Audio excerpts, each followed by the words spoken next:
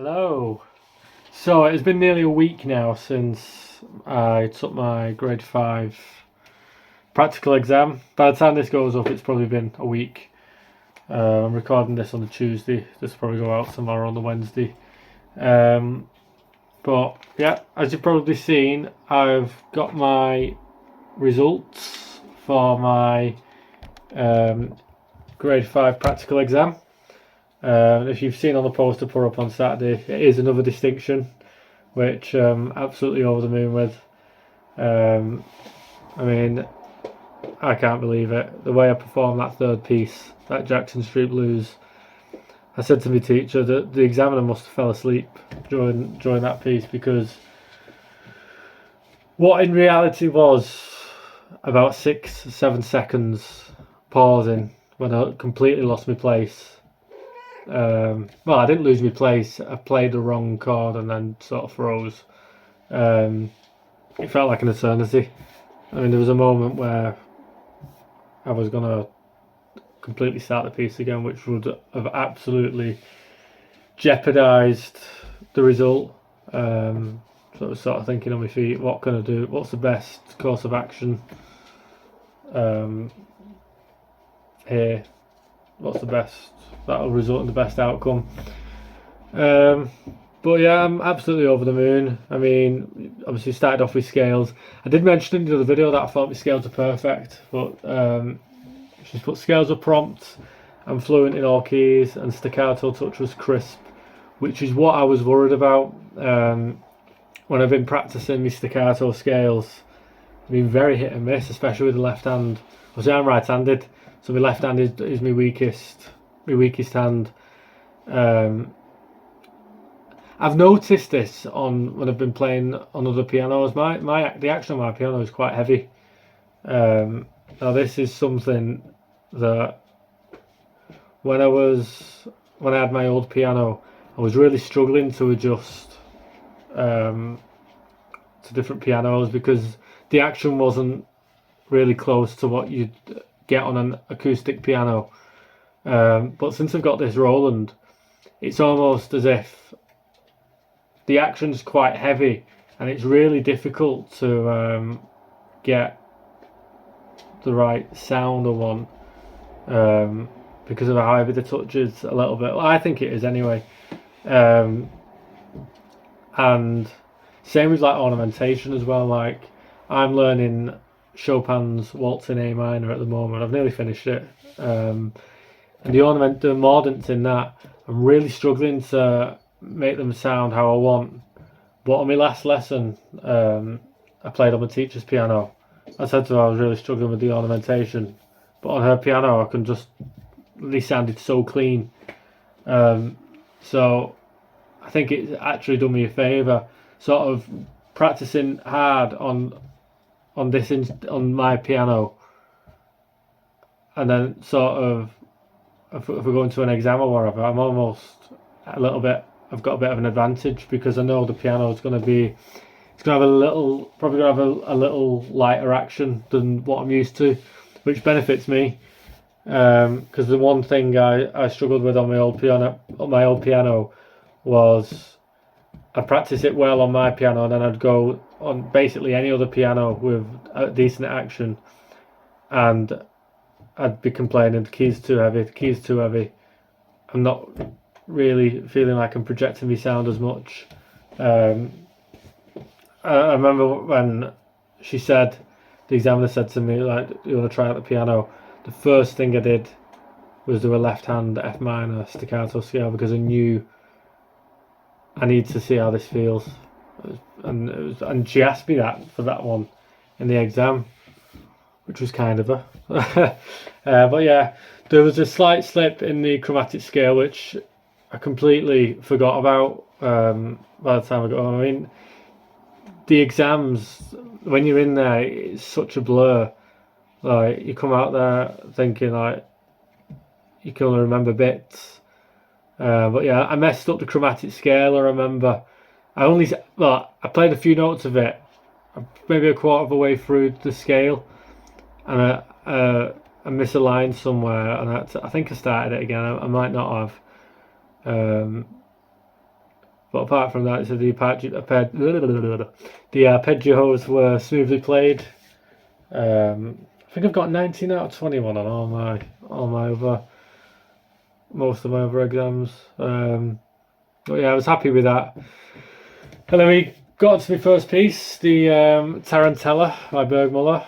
I was playing this in the warm-up room, and this was a piece I was worried about because obviously in that in the second section, the quavers in the left hand are quite fast, and you need to be careful to get them aligned as well with the right hand, or it just sounds messy. Obviously, she says the quavers only escape control on one occasion. I was even playing the wrong notes there. I thought this I was all right, and then I realised my hand was in the wrong position, but I just carried on playing, and I sort of stumbled my way through it, which probably the best course of action. I thought I wasn't happy with that performance. I mean, I was on the piano in the warm-up room, and I was playing it fine. I think I was in there for about 10 minutes, and majority of the time I was in there, I was focusing on. I did a bit of scales, but I was mainly focusing on me Tarantella and me Jackson Street Blues, focusing on problem areas, focusing on parts where, okay, I've stumbled over this part before in practice, let's make sure this is secure. And I was playing it fine up until the last sort of couple of minutes, and then I sort of had a bit of a blank. I was like, oh my god, they better not call me in now because I'll flunk it. And I got it back in the last couple of minutes.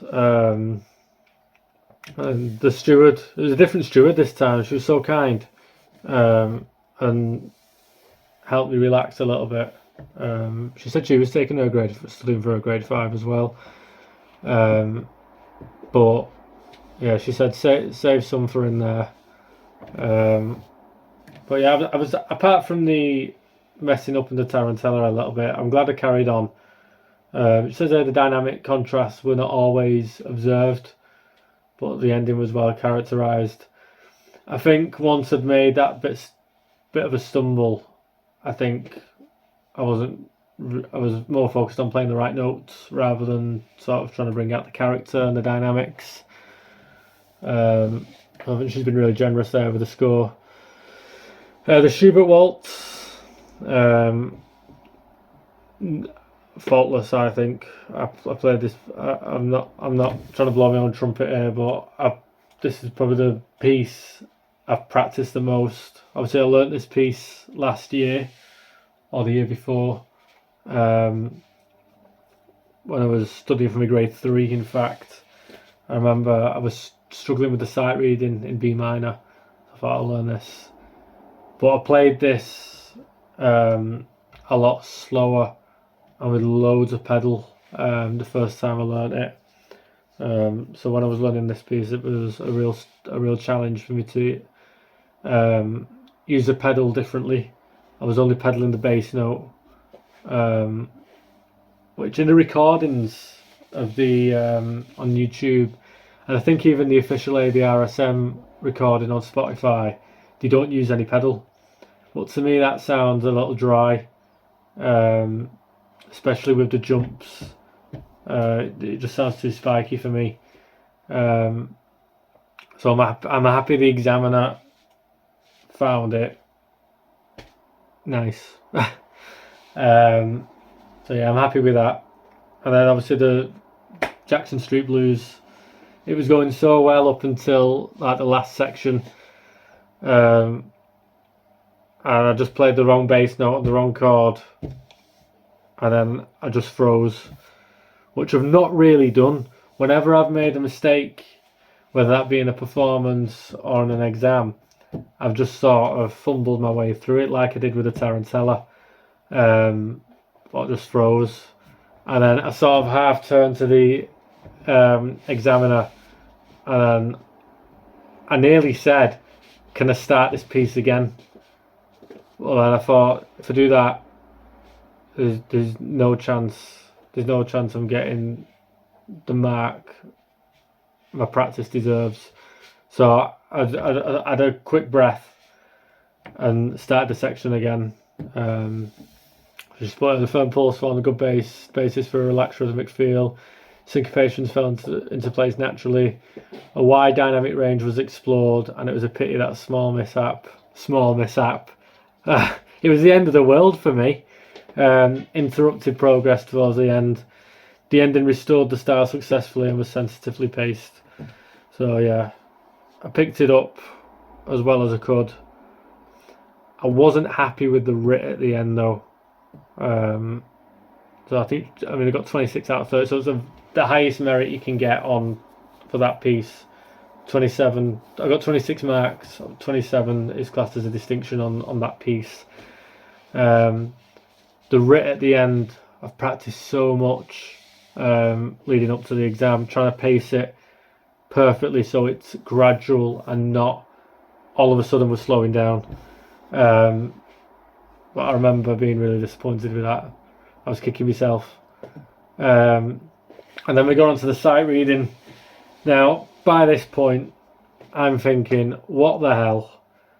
I've probably got a rubbish mark anyway.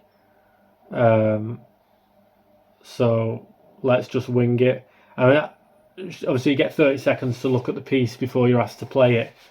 But I remember spending about 10 seconds just trying to decipher the first bar. And then I was like, right, look at the ending. I mean, if we're gonna play this, we might as well make sure we finish on a good moment. So I did that. It was kind of like a bluesy piece. I remember it had accents, and I wanted to bring them out, but I was so focused on the notes. Like she said, in the thingy, dynamic shape was not explored, which apparently they really love. But I remember getting the first bar right and then just winging the rest. I remember the left hand. It was playing two notes. I think it was G, C, G, D, G, E, and then obviously the G there's a consistent note in the left hand, so I sort of clung on to that and recognised that. So my mind could sort of focus on the right hand, and I made sure, counting quietly to myself, it was in 4/4. So the only thing I was sort of concentrating on was keeping a steady pulse. I'm trying to make it sound a little bit musical. So I was really happy with my sight reading. But like I said, I think if I'd have played my three pieces perfectly, I don't think I'd have done my sight reading that well, because I think I would have been so like hyper focused that I've got to get this right. I've got to get this right. Whereas I messed up, so in my head I'm already thinking, right, well I've messed up anyway, so like, well, I've got nothing to lose really. So I just sort of threw caution to the wind, and yeah, it turned out all right. The sight reading again, like same with my grade 4, probably with my grade 3, I can't remember. The sight reading is what I probably spent the most time on the past few months. Like the amount of books that I've got for sight reading. I've been downloading stuff off of IMSLP. I did start my grade 6 Improve Your Sight Reading book, which I said I'd do a few months ago, but I've not got far into it. I've probably got about just over a quarter of the way through, and I have been doing exercises out of the specimen book. It gets a lot harder after this. Grade 5. Grade 6 is a massive step up compared to what's come before. And then obviously we went on to the oral afterwards. let me have a look actually. So I got 14 out of 18 on my grade 5. On my grade 4, I got 30. So I've done even better on my grade 5 oral than my grade 4 oral. Which the oral, I'm never confident about my oral. Similar to the grade 4 exam I took, the melodic memory test was long. I couldn't remember.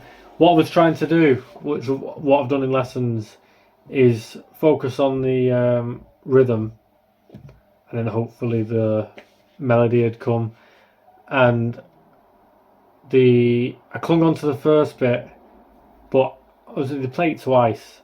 But I clung on to the first half of the test, but the second half of the melody, I just couldn't grab a hold of. So I just sort of again wung it a little bit.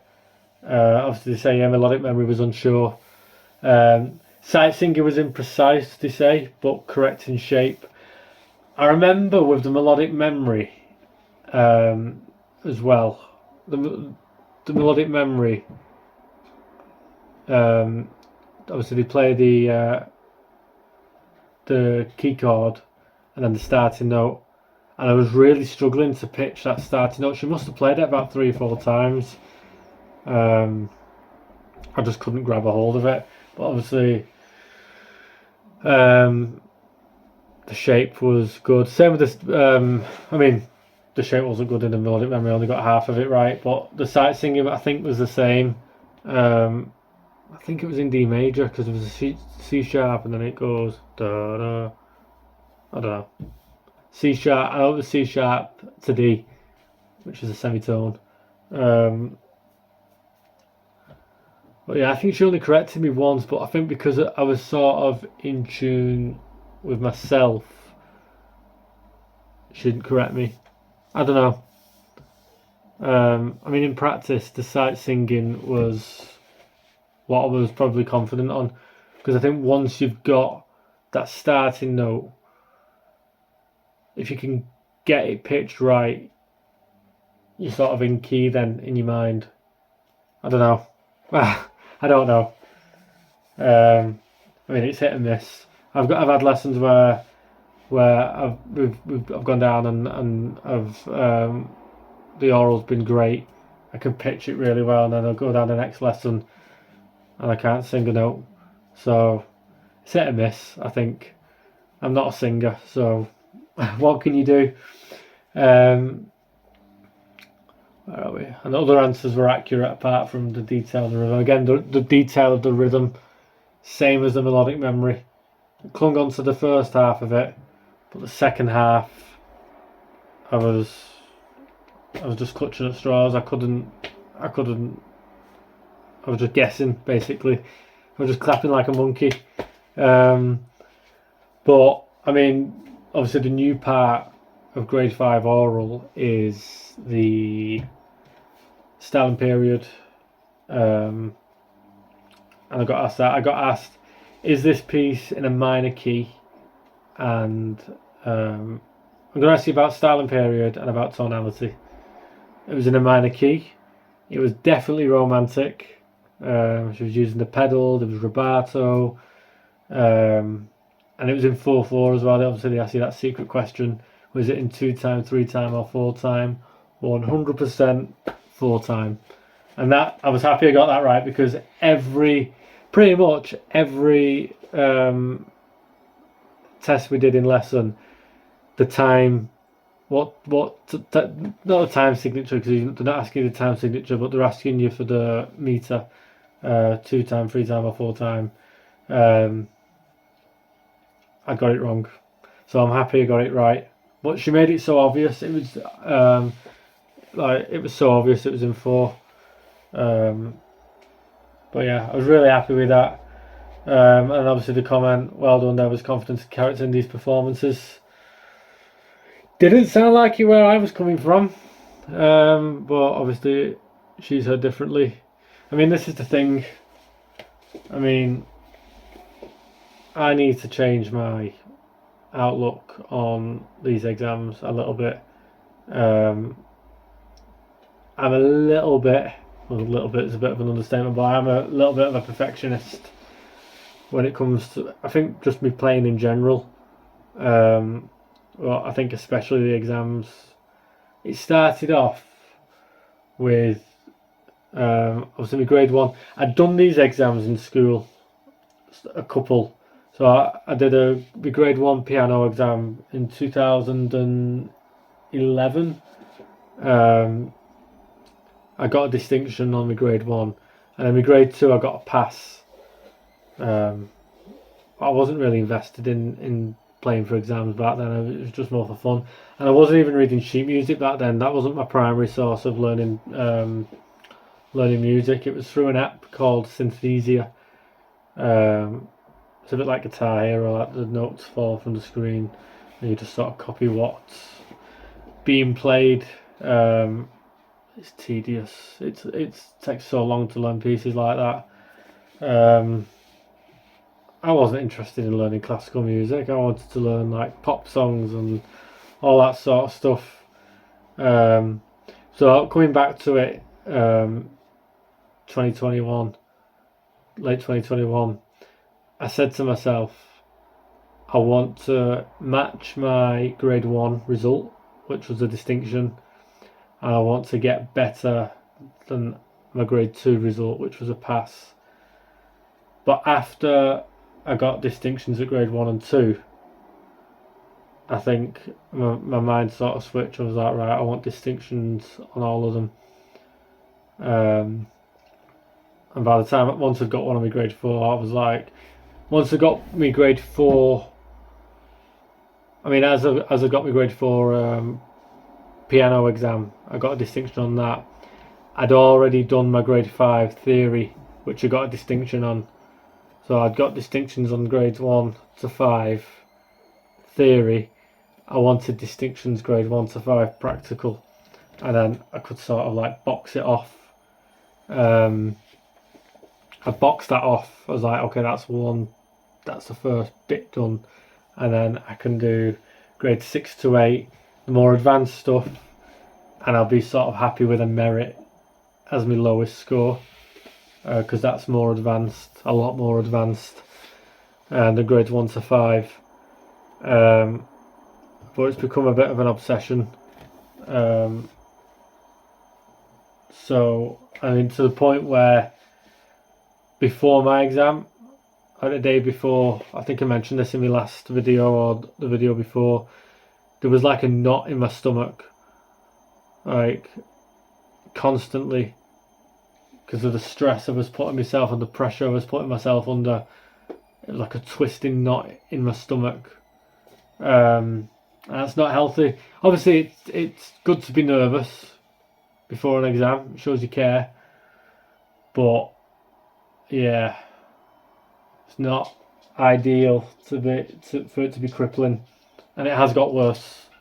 It's got worse since my grade 4 exam, and even after the exam, I went out of there like kicking myself, and then until I got my result, I was just like, I don't know, it felt like there was a pit in my stomach, and someone has got like tied a knot, and someone was pulling it like that.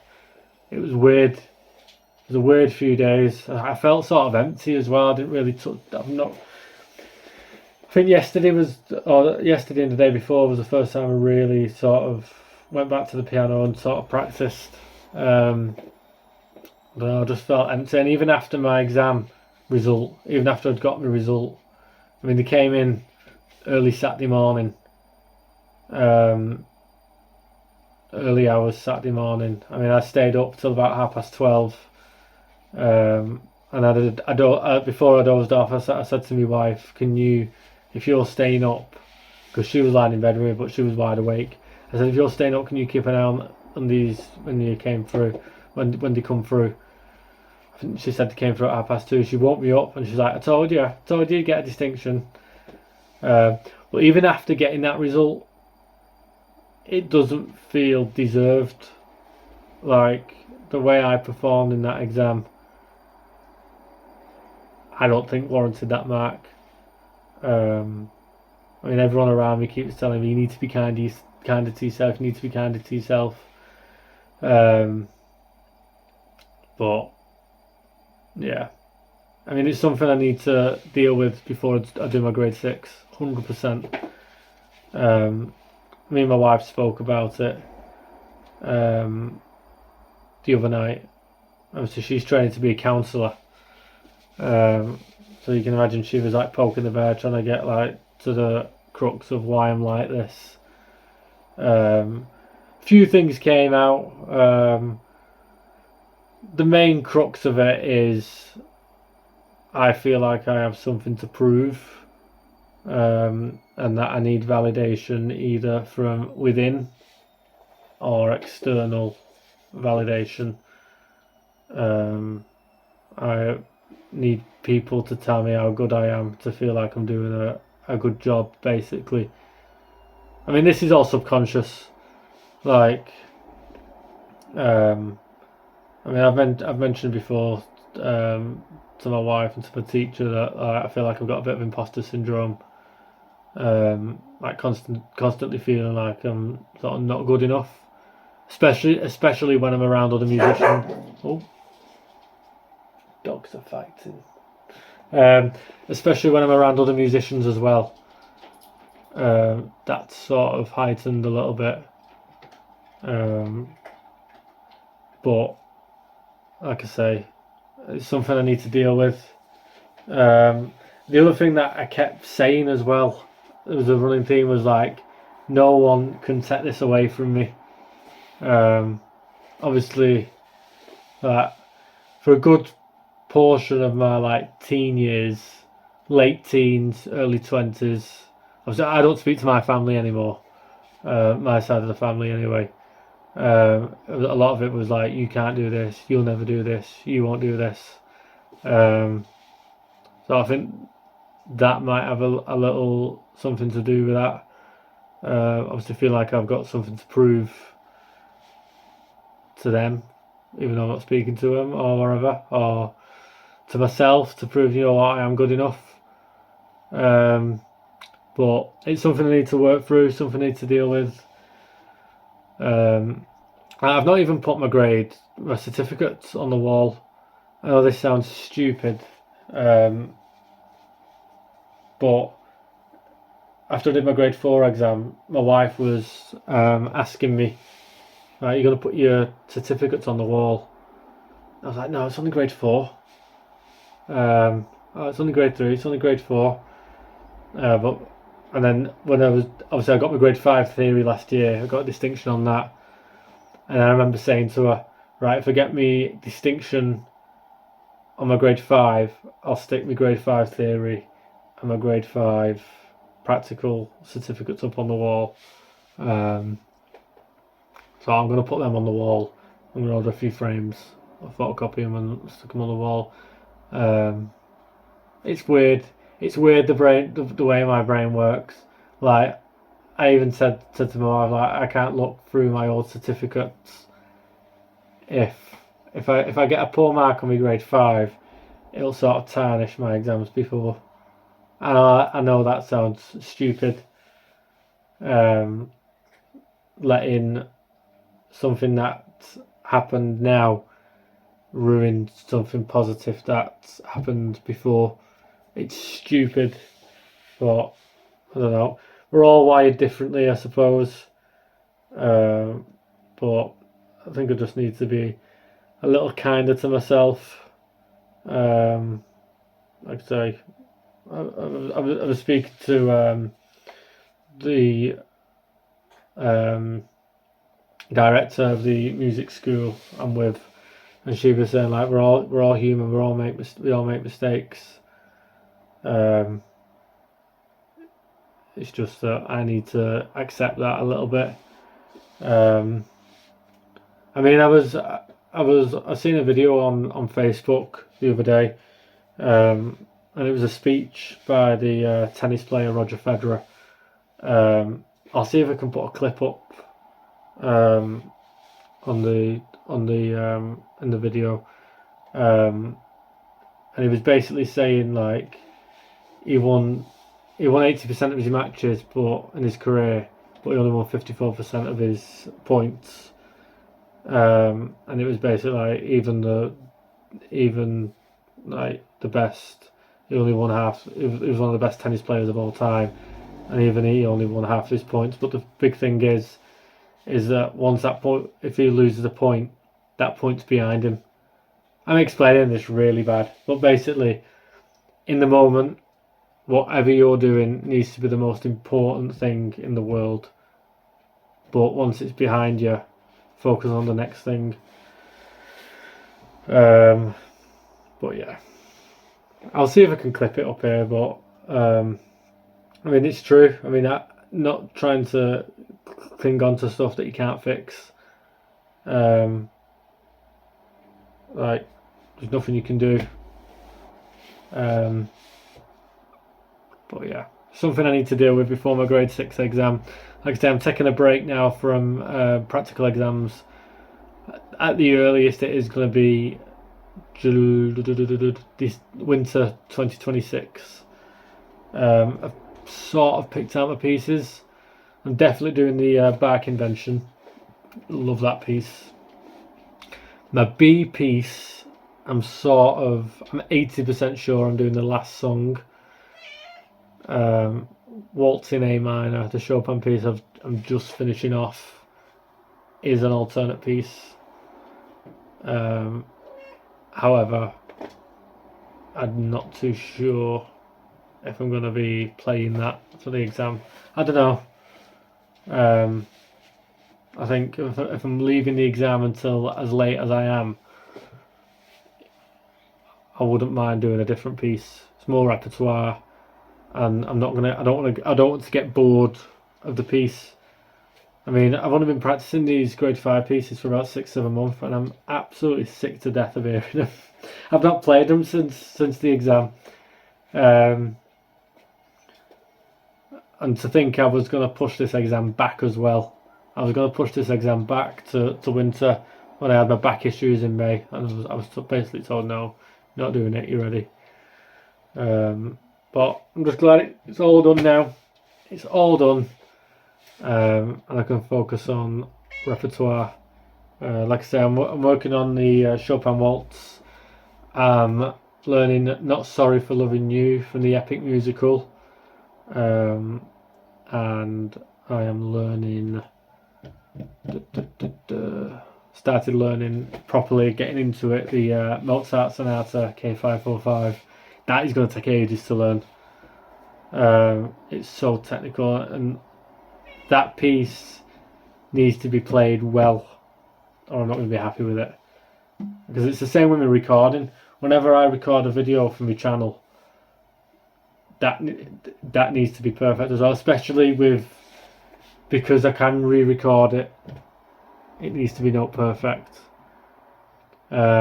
Interestingly enough though, live performances, not in an exam where I'm not being marked on it, I'm sort of more relaxed now about my approach. It doesn't have to be perfect. You've probably seen in the videos at my meetup. Sometimes I make a mistake. Sometimes I have to start again. Sometimes I stop. Obviously I'm disappointed a little bit walking off, but it's not crippling. I remember the first recital I did, when I asked them, can I start again? That bothered me for about a week afterwards. A little mistake like that. But I think, again, that's come from sort of my younger years. I remember when I was at school, and it was the only concert I took part in.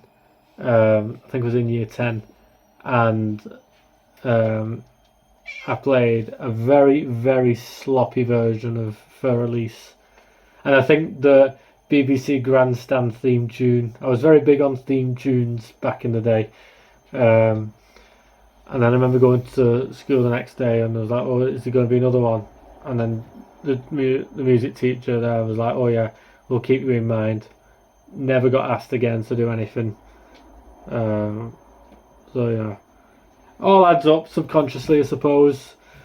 But yes, so focus on repertoire for the time being. Start enjoying it. Not that I'm not enjoying it, but I want to indulge a little bit in the repertoire for a bit before we start focusing on the grade 6. But definitely going to be up for the challenge. Well, that's me done. I'm going to stop waffling on. But yeah, thanks for listening. I'll see you later.